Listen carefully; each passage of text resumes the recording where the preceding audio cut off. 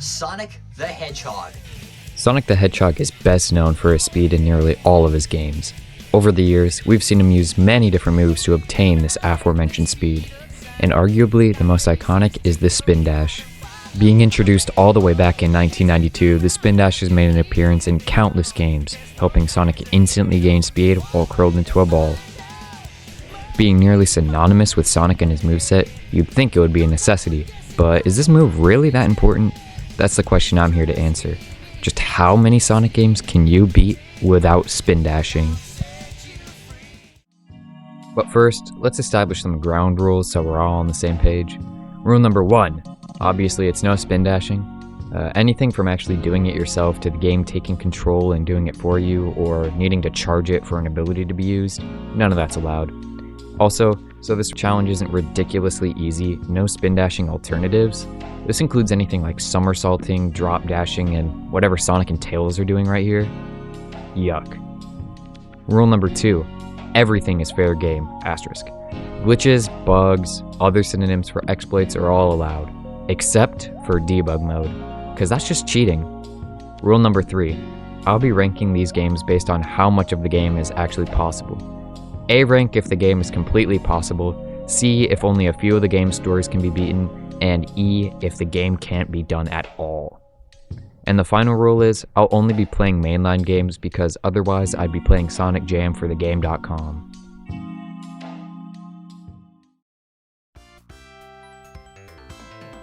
We're of course starting with the game that first introduced the spin dash, Sonic 2.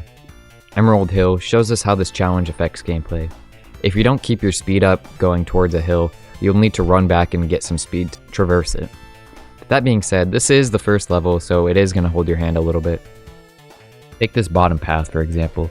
It's completely impassable unless you have speed shoes. So you can't use this path, right? Nope, there's a spring right here. Wonderful. Act 1 is completely doable.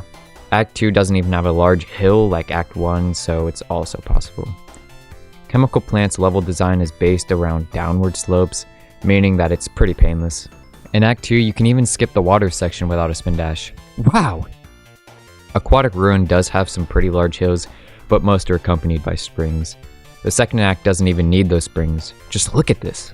So clean. Casino Night has nothing of note. No pinball machines need any spin dashes, which is a majority of the level, as well as some elevators. Despite the name, Hilltop doesn't have any hills that are too tall for Sonic to pass. Closest thing we get is in Act 2 right off the bat, but with a well-timed jump, Sonic can make it pretty easy. Mystic Cave doesn't have much to offer, and neither does Oil Ocean.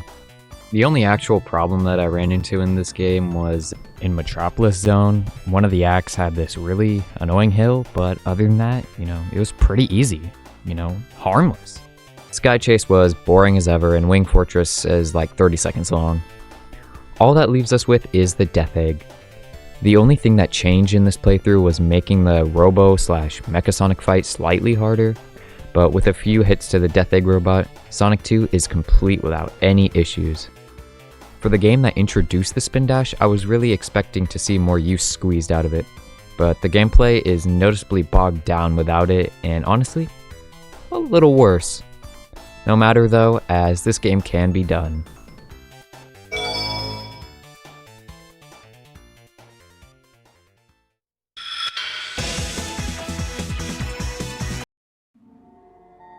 Okay, so I originally had a whole segment on this game going level by level, but this game gave me literally zero trouble. I'm not going to waste both of our times and cover it acting like I struggled. You can beat this game, including the generators, without spin dashing or using the super peel out, which was introduced in this game.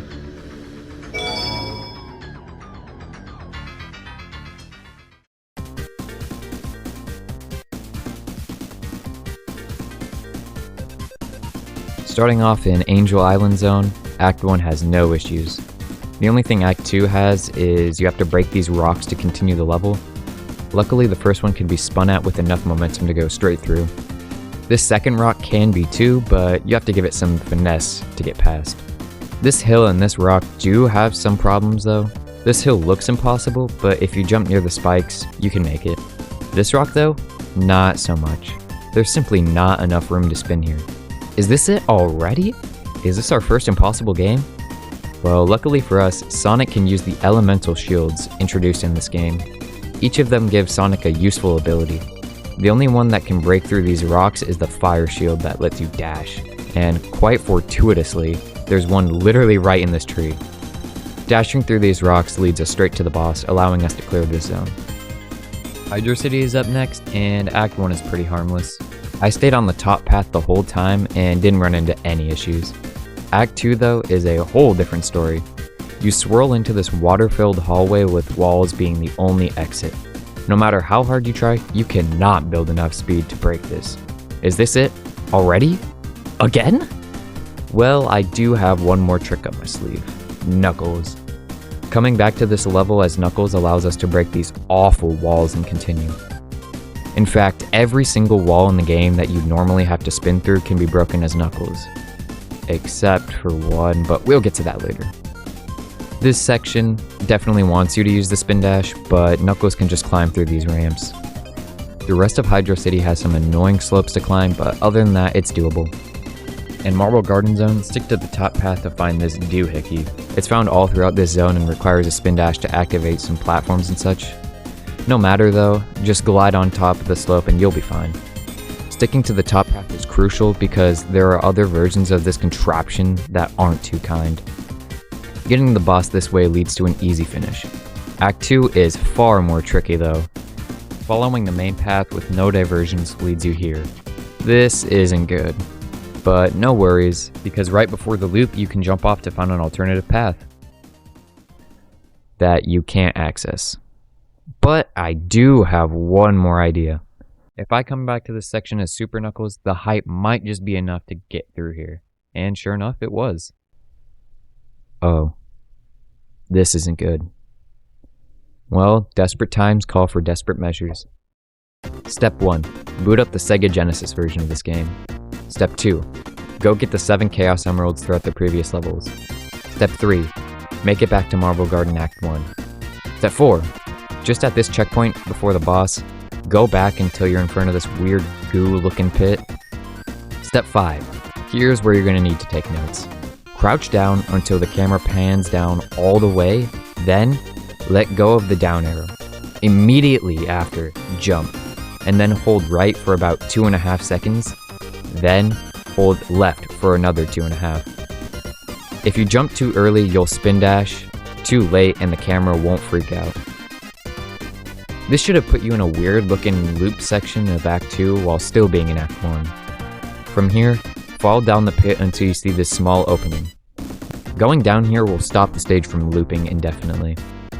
Step 6. Make sure you're super while you're doing this or else you will die.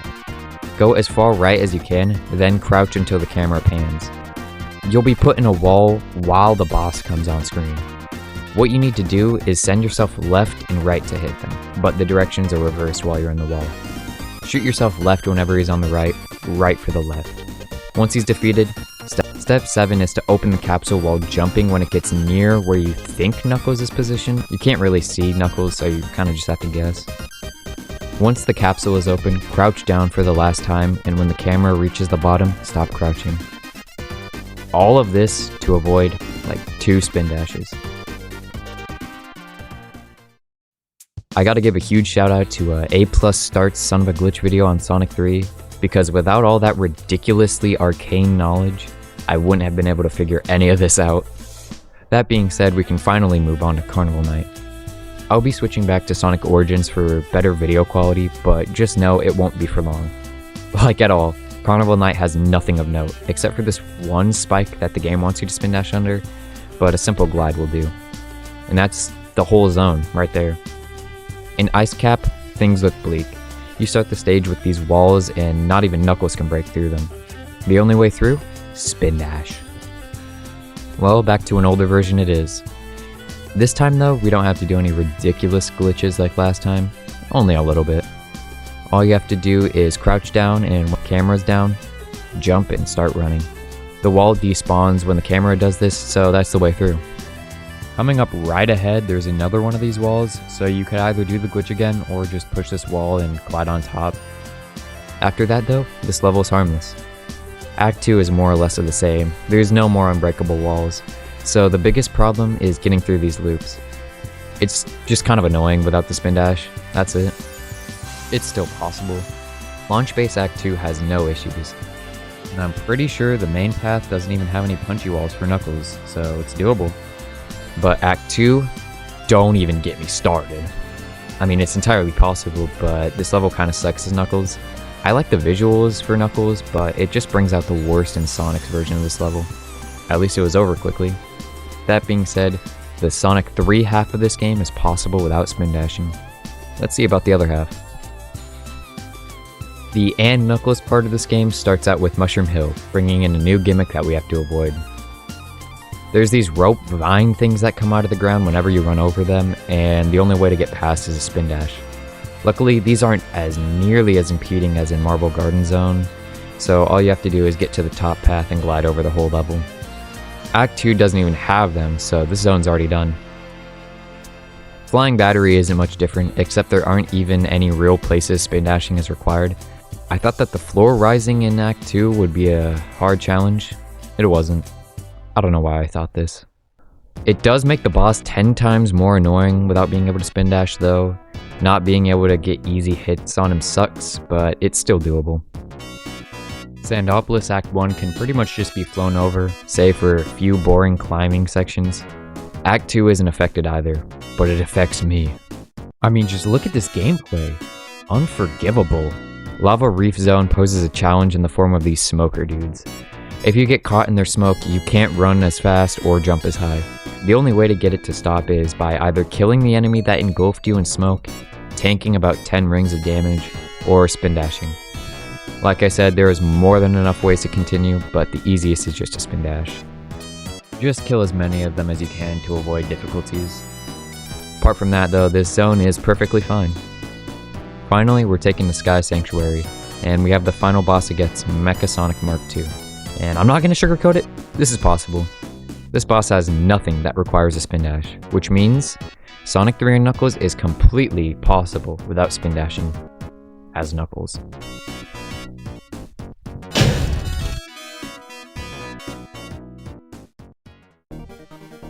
While scripting this, I looked up if Sonic 3 was possible without the spin dash, and I don't recall finding a single source that said it was. This changes now. I'll be the first to say it. This game is possible. Cancel me all you want. Due to the fact you can only do it as Knuckles, it gets a C rank, but it's still possible, which is all that matters.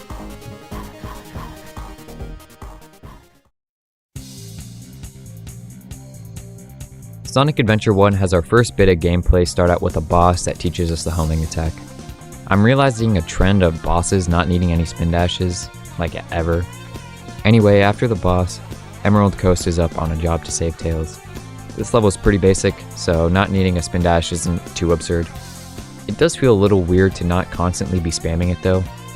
I've been playing this game ever since I was a young lad, so it's kind of jarring, but also kind of relaxing. I've never appreciated the intricacies of Emerald Coast like this. It's kind of beautiful. Anyway, after this level, we fight another boss. This one can just be done with the homing attack, which leads us into Windy Valley, which again, needs no spin dash. There's like one wall that you have to destroy, but it could also just be jumped into. And then after this level, we get the light speed dash. Neat, a free upgrade. A free upgrade that needs us to charge a spin dash to use. Surely it won't immediately make us use it to teach us after obtaining it, right? I tried this section for a solid 10 minutes, trying to get my way out of the sewer, but I could not. I got close so many times, but I honestly don't think this is possible. So is that it? This game already impossible after 2 levels? Well, if we look at the rules, we can see that if we just beat one story, the game counts as technically spin dashless. This game has more than enough stories to go around. Is there any other story we can do? Well, if we look back to the first level, where we save Tails, beating it unlocks his story. Time to see if we can do that story without the spin dash. Well, spoilers, Tails doesn't even have the spin dash in this game. In fact, Sonic is the only character with it. So that means everyone but Sonic is possible. That was kind of anticlimactic, but this game gets a C.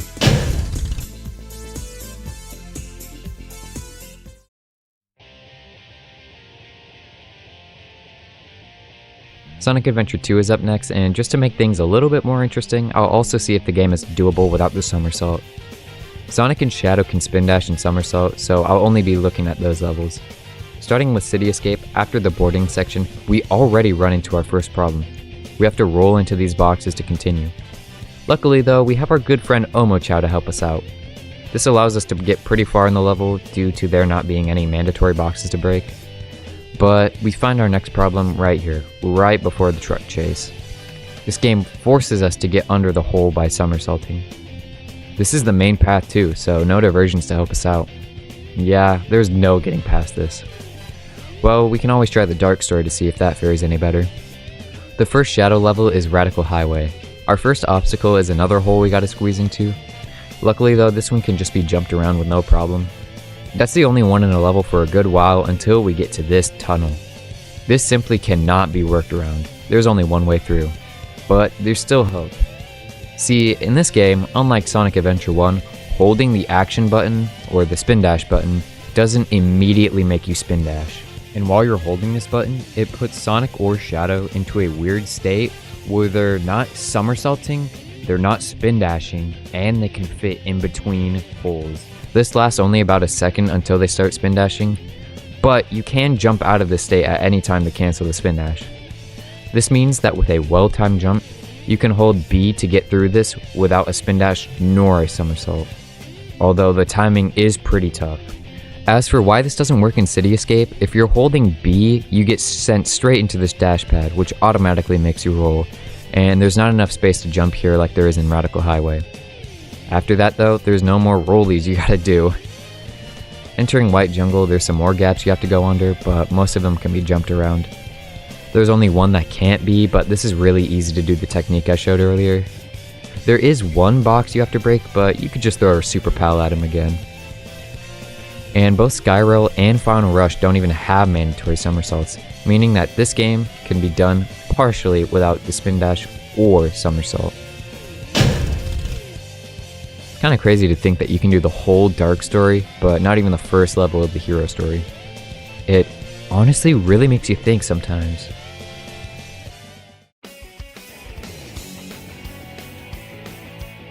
Sonic Heroes is up next, and instead of having the spin dash, it's got the Rocket Excel, requiring your teammates to line up behind you to launch off with maximum use. Like Sonic Adventure 2, this game has other moves in mind for Sonic to use. Oh, and I guess Shadow too, and Amy, and Espio. Look, I gotta be honest, I only did Team Dark and Metal Overlord for this challenge. I did this, one, because Team Dark has the most complex level design, so if the game actually wanted me to use the Rocket Excel, it would be here. And two, because I don't really feel like doing 3 more stories of this, or this, and especially not this. Besides, I've played these levels more than enough to know that there aren't any uses for the Rocket Excel. But that being said, one of the only things that made Sonic Heroes actually tolerable was the Rocket Excel. Something about the boost that you get when your team members are behind you is kind of exhilarating. Sure, it only allows for like a total of 3 shortcuts, but it's still fun when it's working. When you're not using this move, the levels turn into nothing more than solving, quote, puzzles, swinging on poles, and fighting enemies. Usually, the majority of these levels is fighting enemies. But the thing is, the Rocket Excel only does 1 damage to enemies, so a majority of this game don't even want you to use the move. Like I said, the only thing the Rocket Excel would be used for is speeding up gameplay and taking shortcuts, so you don't need to use it. The only major standout is not being able to take this awesome shortcut in Hang Castle, but that's really it. Only useful when attempting shortcuts and speeding up gameplay. The only time in the game that gave me quote-unquote trouble was Metal Overlord. As Super Sonic, the game actually wants you to use the Rocket Excel for once to break these blue missiles to fill up the Team Blast. Kinda jarring after the whole game not needing you to use it at all. Luckily though, there's a pretty easy glitch to speed by this with no issues. While in flight formation, press the action button and switch character button at the exact same time.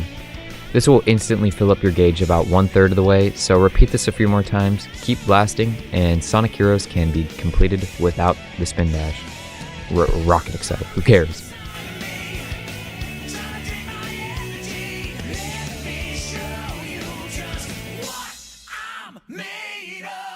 Too bad it's all over for you!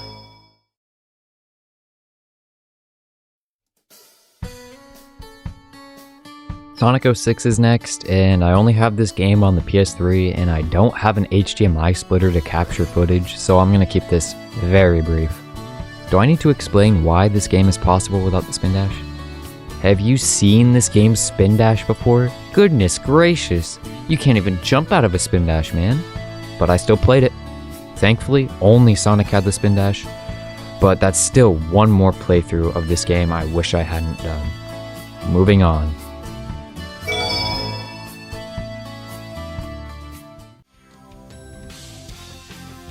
With Sonic 4 bringing the homing attack into 2D, there's much less opportunities for the spin dash to be used, and this is reflected in gameplay, because you don't have to spin dash at all.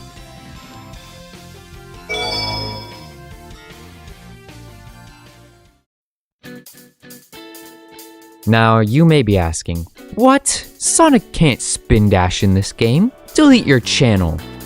And I'd say, yeah, Sonic can't spin dash in this game. Unless he's using the pink spike Wisp. We all know the impact the Wisps left on the series. They're in almost every game moving on. That being said, the only games that the spike Wisp was in Sonic Colors, Sonic Generations, and Minecraft. This is one of the only times that Boost Sonic has the spin dash, even if it is just a power-up. The spike Wisp was first introduced in Planet Wisp, but then it gets released to every planet except for Aquarium Park. This means the Wisp only needs to be used in 2 planets, one of which having a single level with it, but I still played every single level that allowed the spike Wisp, just in case. Let's just say you don't need to spin dash. Most levels don't even need you to use the Wisps in general. I mean, just look at this level. There's only one place that you actually need to use a Wisp.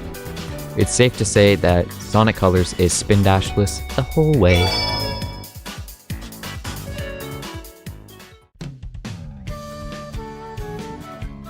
Sonic Generations is next, and it being a celebration of all things Sonic, has both Boost Sonic and Classic Sonic.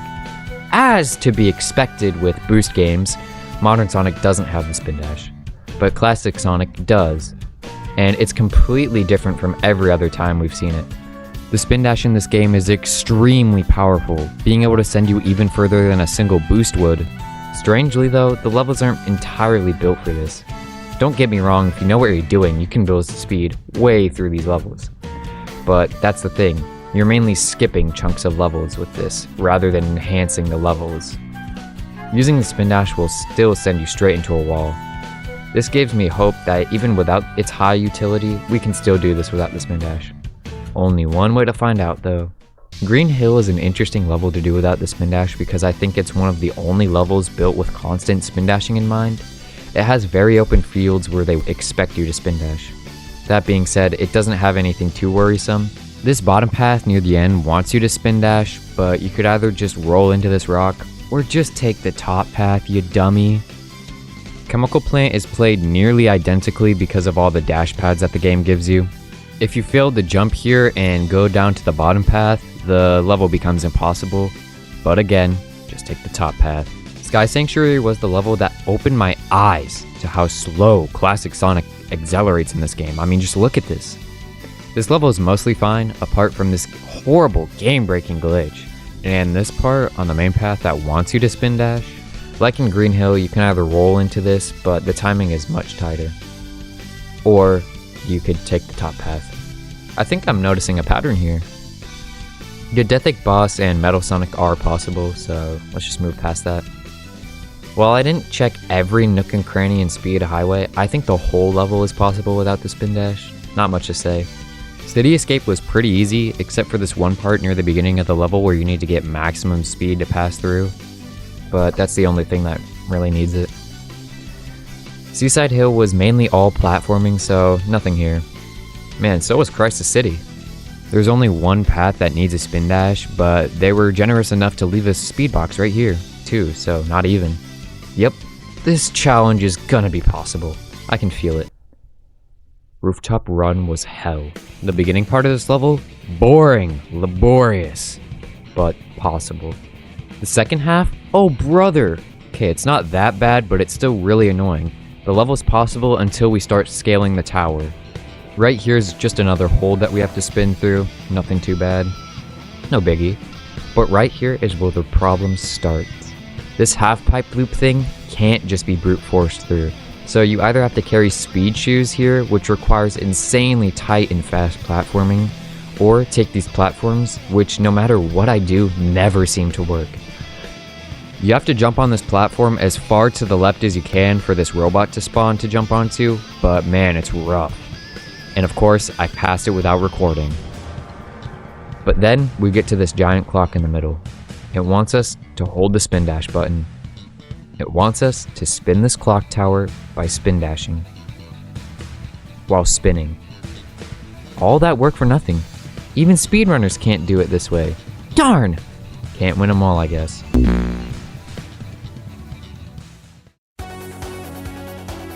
Okay, don't mind the quality for this game, we're gonna be gone soon. Sylvania Castle is our first level, and we're done here, moving on.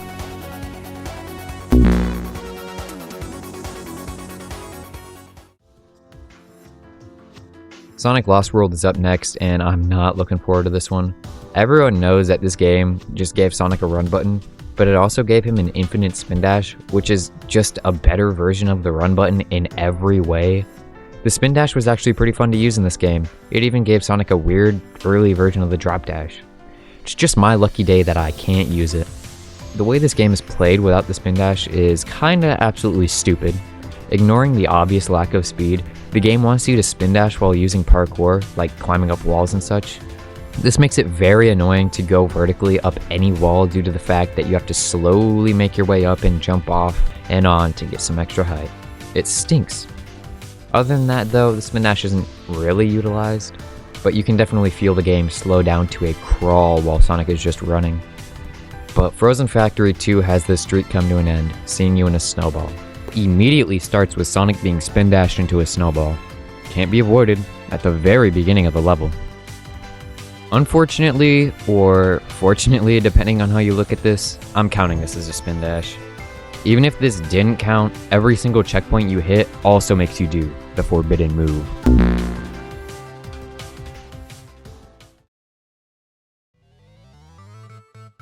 Sonic Mania is the first game to introduce the newly unanimous move, the drop dash, being a spin dash that's charged in the air and instantly released on the ground.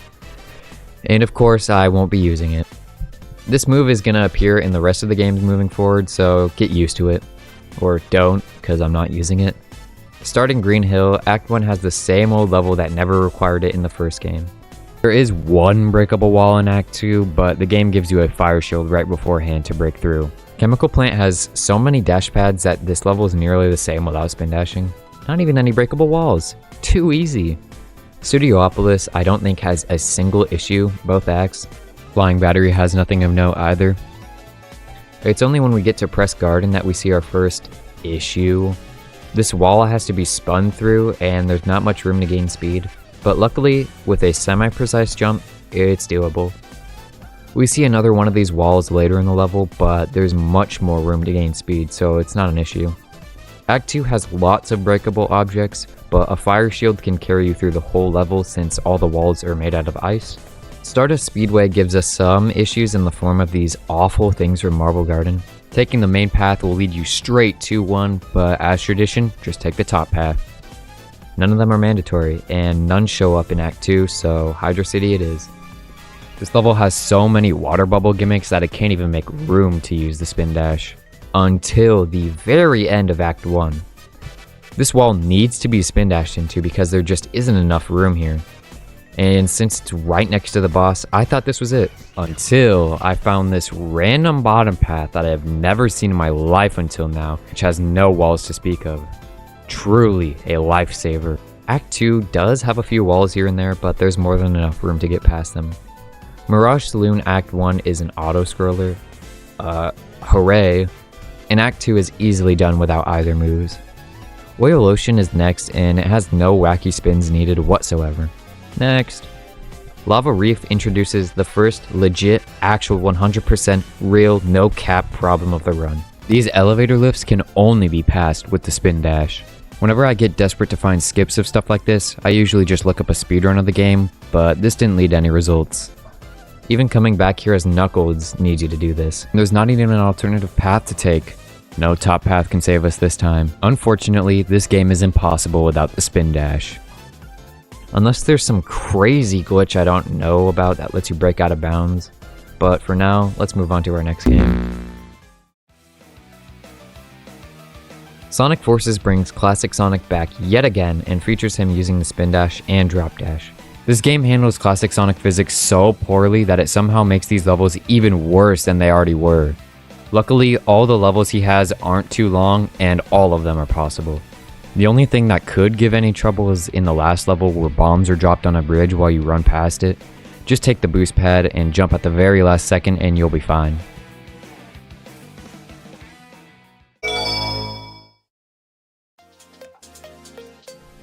So the spin dash is in this game, but you don't unlock it until New Game Plus, so it's possible. I guess the drop dash is also here, but it doesn't seem much use.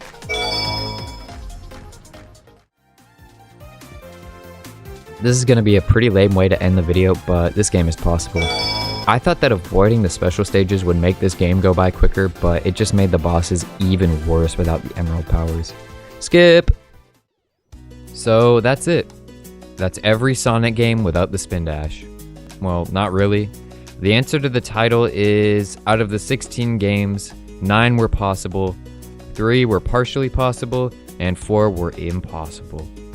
In my eyes, that's pretty darn good, especially considering the fact that one of these games is commonly miscorrectly labeled as impossible. So, what did we learn from this? Well, I don't know, not everything needs a lesson learned. There's not really any correlation between if a game requires a spin dash and is good. I mean, look at these games. They're all over the place.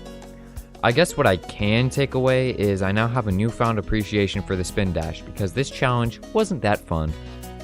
But anyways, thank you all for watching this far in the video. I had to play Sonic 06 for this video, so you watching it means it wasn't a complete waste of time. Well, I didn't need to play Sonic 06. I could have just not made this video, but still. And you didn't need to watch this whole video, but you still did. Thanks. But what you do need to do is like and subscribe.